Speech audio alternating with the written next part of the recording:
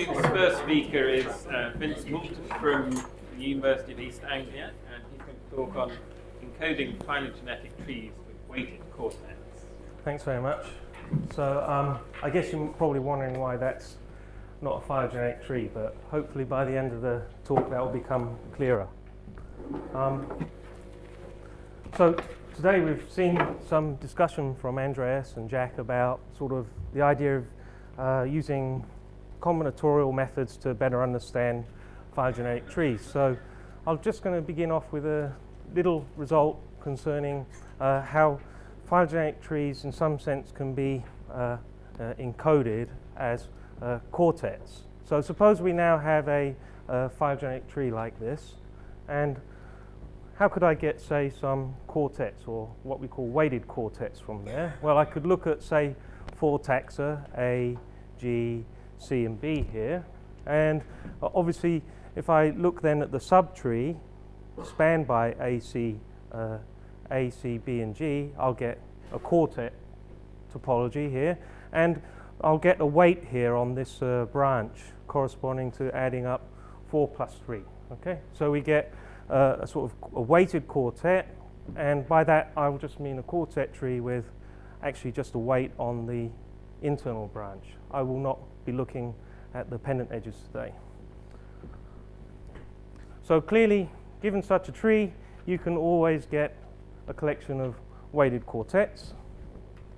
And conversely, how do we know when a set of weighted quartets corresponds to a tree? So if we had, for example, we've seen this morning, if we have a collection, we have a tree, we could say, give the set of splits corresponding to the tree, and then if the splits are pairwise compatible, etc., we can go back to a tree.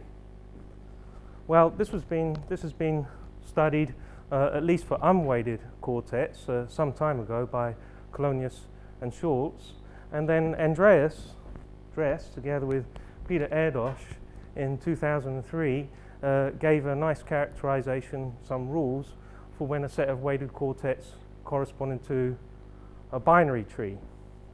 So together with Charles, Stefan and Caddy, we happen to be looking at something to do with cluster SIPs and triples, and we'd sort of struggled a bit with that, and then we came across this paper, realized that we'd probably spent more time worrying about our problem than we needed to, but in the end we decided it would still be interesting to know what would happen if I relax their binary at least. So let's have a think about what it means for quartets to fit into trees. Well, the first thing, if I had a set of weighted, if I gave to you a big bunch of weighted quartets and I said, okay, do they fit onto a tree? Probably the first thing you would come up with, the first sort of necessary condition that you would want them to satisfy would be that if I give you A, B, C, D in the taxa, and I look at the weight of the quartet AB versus CD, and the weight of AC versus BD, and AD versus BC, that at most one of those should be non-zero. I mean, clearly, if we had 2 of those being non-zero, it would be pretty tricky to fit those properly into a tree. Yeah, so that's certainly a necessary condition. And what some other conditions we might look at? I mean, the trick is, of course, not coming up with conditions. We can always come up with many conditions that you would expect quartets must satisfy.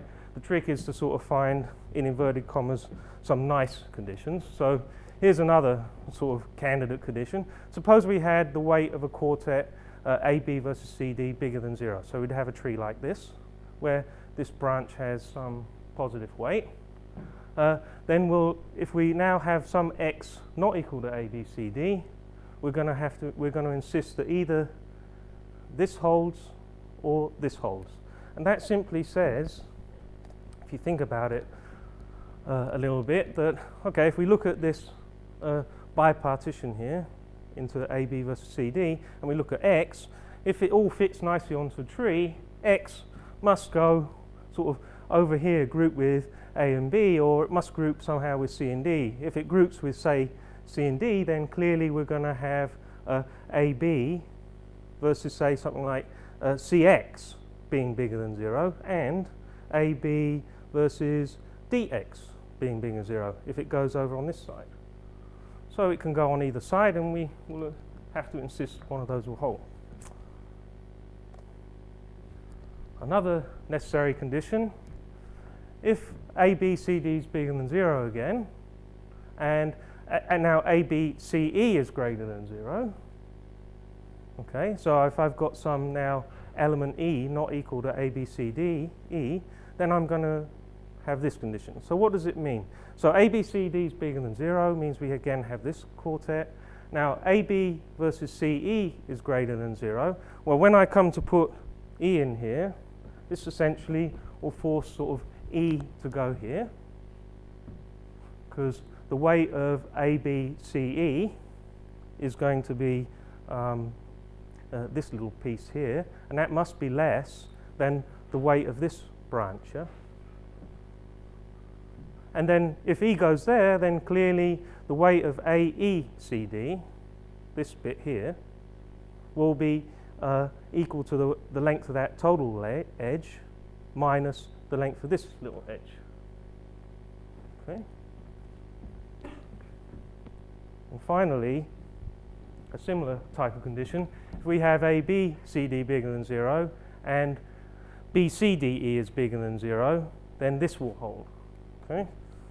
So if ABCD is bigger than 0 and BCDE is bigger than 0, that will push E essentially over here. And then clearly we'll have the length of this sort of, the sum of these two branches will be equal to this length. So we get 4 fairly natural conditions, and the sort of basic result is that if we have a collection of weighted quartets satisfying these 4 conditions, then we essentially can recover the tree.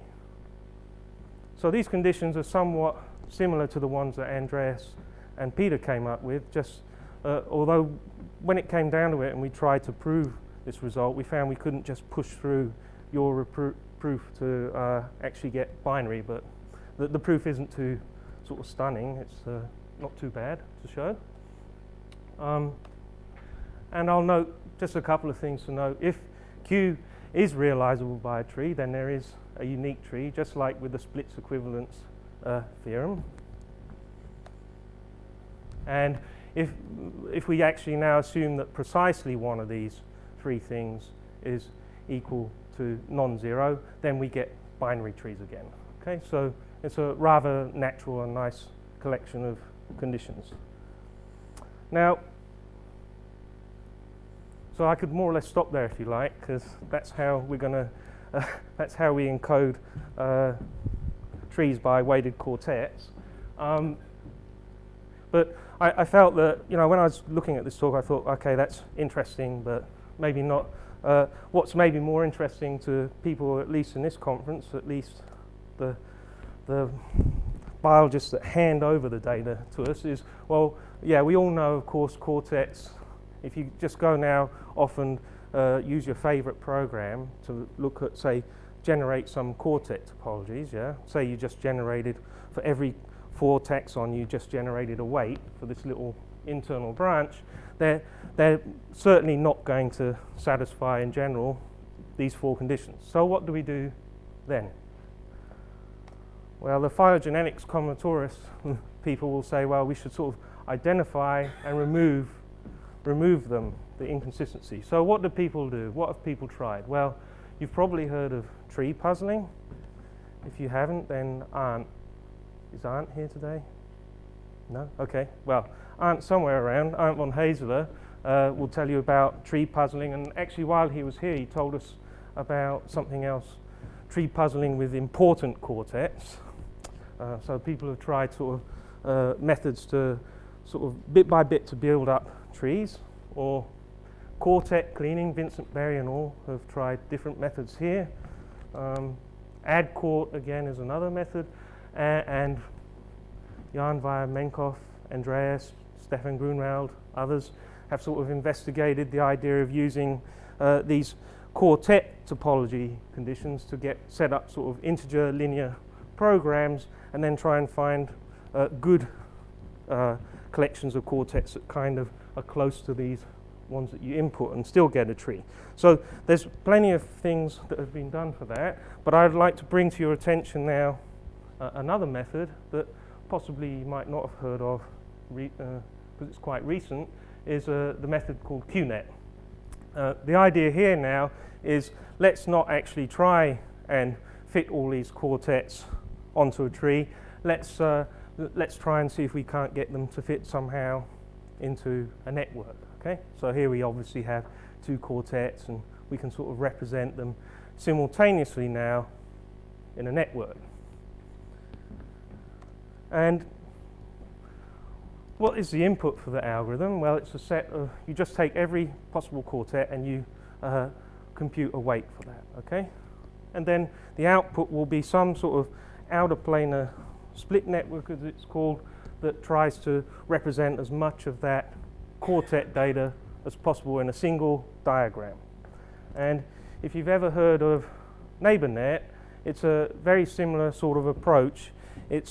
NeighborNet takes as input a distance matrix and tries to give you a split graph, an outer planar split graph representing the distance matrix, and here we take as input now quartets. Well, the basic algorithm, I mean, essentially what we try to do, we have say a set of taxa here, and then as in a similar way with say neighbor joining or those types of algorithms, bit by bit we try and build up, we start to decide which taxa are going to sort of get grouped together. So we sort of group a pair together, another pair, here we go. We just keep going, and as we go along, what we're going to build up now is not a tree, but a sort of cycle. And at the end, we'll have sort of a cycle here, which will give us a sort of cyclic ordering of the taxa. Okay, so the main aim is to, and in fact, this seems to be a rather useful idea, not only in phylogenetic analysis directly, but in just building up cyclic orderings to make alignments. I believe people like Peter Stadler and others have been looking into using that to help build alignments. So your first task is build a circular ordering, and then when you have that ordering of the taxa, you look at all possible sort of splits that correspond to cutting that into two pieces, and then you use your data, say a distance matrix or quartet data, together with some least squares algorithm to assign some weights to things. Okay? And how do we actually proceed? Well, I'm not going to go on to explain that in full detail today, but how do we actually proceed to sort of build up this ordering? Well, it's a bit, again, in spirit, it's a bit like neighbor joining, or what people have also called quartet joining. You sort of, say at stage I, you have some intervals, 4 intervals here. You start looking at all possible quartets spanned by these 4 intervals, and for a pair here, you look at all possible other pairs, and you try and somehow decide which, according to this quartet data, which may either be consistent with that sort of choice or inconsistent. You start to try and join, you try to decide which pair of intervals you're going to stick together, and then when you've actually selected that pair of intervals, you decide which endpoints will you join together to make a new interval of length, well, out of those 2 intervals. Okay? So essentially, you just keep selecting these intervals until you build up a nice ordering, and then, as I said, you make a least squares estimation of the split weights. So here's a little example that we used to sort of try out this algorithm, some salmonella data. I'm not even going to try and say this name, but some people used multi-locus sequence typing to classify. They were actually looking at several hundred salmonella isolates. Okay, so that's they were looking at rather large data sets. And in the original paper where they studied this data set in 2002, they were using split decomposition, which seemed to work rather well, only as has sort of become apparent over the time, split decomposition has a bit of a systematic bias in that for very large data sets at least, you tend to get rather sort of small split weights which give these quite unresolved networks. However, they'd sort of partitioned up their data sets and made sort of analysis on subsets of that data. So seemed to be anyway an interesting data set to try things like NeighborNet and QNet out on. And just for out of interest, we then constructed a quartet mapping for this data set. Okay, I mean, I don't know how many of you are familiar with quartet mappings. Essentially, every point you have a triangle in which every single point somehow represents a particular quartet topology, and where you place it in the triangle, you know, if a point lies right on the point, if a point lands right on the corner of a triangle, that corresponds to a perfect tree topology being supported. And if you go along near the edges, you have kind of the network where you have a combination of two trees, and as you move towards the middle here, that corresponds to a completely unresolved quartet topology. So what you try to do with a quartet mapping triangle is to sort of get a sense on whether many of the quartets are sort of getting near the corners and are, you know, basically tree-like, or whether here you have sort of double support, say, for two possible topologies at once. I mean, it seems to be a rather useful method. And again, it's just it's a visualization method. But one of the things that I think people have gotten a little confused about this method in some sense, because they've sort of said, oh well, if we get lots and lots of quartets, of course, in the corners, it somehow means we've got very tree-like data, and then you might think, yeah, it's a very sort of tree-like data set. But of course, these quartets could be all rather incompatible with each other. So what happens if we now just take these quartets and put them into QNet? Well, we get something that's certainly not supporting a sort of definite tree-like topology here. We have rather a lot of sort of incompatible large splits coming up here, which sort of corresponds exactly to what the people who were studying that data set originally thought. I mean, they were looking essentially for recombination signals. I mean, I'm not saying this proves that there's recombination, but certainly if I saw that kind of network, I would start maybe looking at that data more carefully. And we also ran, so these, how are these quartets, essentially these are now quartets generated using tree puzzle. I mean, the first thing that tree puzzle does is compute maximum likelihood values for all quartets, so we just use those values. But we could also compute a NeighborNet, which we did, and yeah, okay, I agree, these networks look somewhat different, but if you spend a little time and look at the various splits in there, they're actually remarkably they share many splits, at least the major splits, which I actually found quite interesting, because a lot of people seem to have completely written off quartet methods recently, because quartets are difficult to sort of really get correct, and when you do tree puzzle, maybe it's depending a lot on order, etc. But this analysis at least seems to show that if you look at weighted quartets, really think about using the weightings too, that you really have got actually quite a bit of information that you can still pull out of the out of all of those quartets. So, and obviously, where do we lose? Well, we lose a bit because we have this. We've always stuck with an ON4 algorithm because we have to look at every quartet. But I still think, quartet methods still have something to be said for them. And that's it, really. So I'd like to acknowledge, of course, Stefan and Cathy and Andreas and Charles, all of whom are with us here this week, and Christopher Forsen, who was a master's student with me in Sweden, who did a lot of the programming. So thanks very much.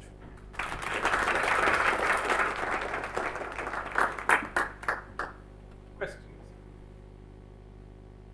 I wonder, it seems like it should be better than NeighborNet because you're using more than just pairwise information.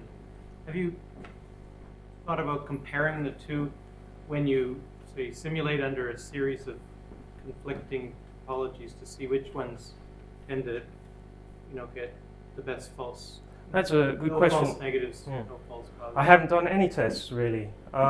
I mean, that would be, I mean, in some sense, I've been a bit lazy about that. I think it would be nice to see how well they would compare in general, etc., like that. I mean, I know, of course, a lot of people are quite anti-simulation, but I think it would be an interesting thing to study, And I can't give you any general figures, I'm afraid. Yeah. Oh, yeah. I mean, that's right. So when you get your quartets, you're taking it that one quartet is the correct one and the other two are not. You could actually estimate the probability of each quartet being correct, and then try and build trees, try and build networks or trees from that. And then We actually use all possible free quartet topologies. So we estimate, for each possible topology on 4 points, we estimate the lengths, and we use all of that information. Yeah. And have you used it? That's what we do. That's what we do right here. Yeah. And what do you actually use? Do you use an internal branch length as your weighting, or do you use the probability of that quartet being? No. We just use the branch length. Yeah. It'd be really interesting to look at. Okay. Yeah. Okay. Well, that would be fine. Yeah. Happy to discuss afterwards. It should be easy to, if you've got a program to do that, it should be easy to. SH test. Yeah. Okay. We can try that later then. Yeah. One of the main problems with those kind of methods are that you're stuck in the plane, aren't you? There might be a huge split that would go off at an angle, but because you have to stay in 2 dimensions, you can't put it in there. So is there any way to generalize QNet so that that limitation disappears? I mean,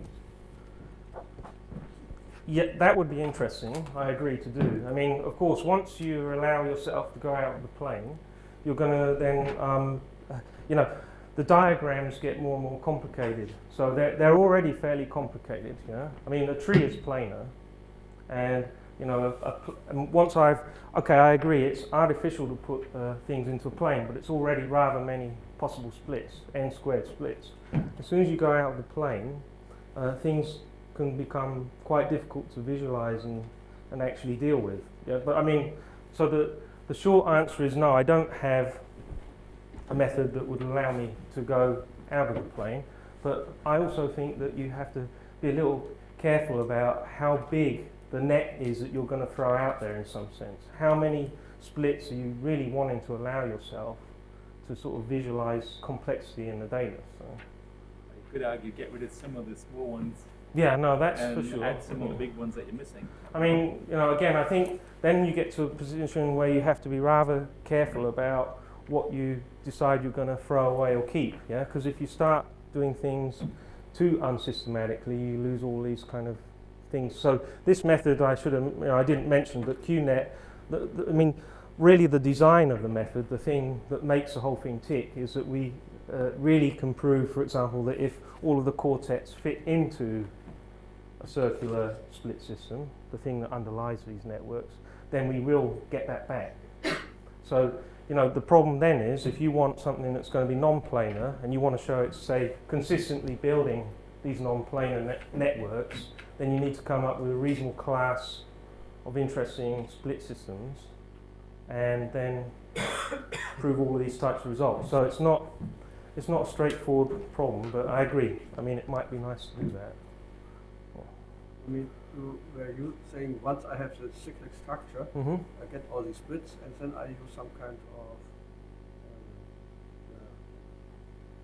least squares, yeah. but after all, the split matrix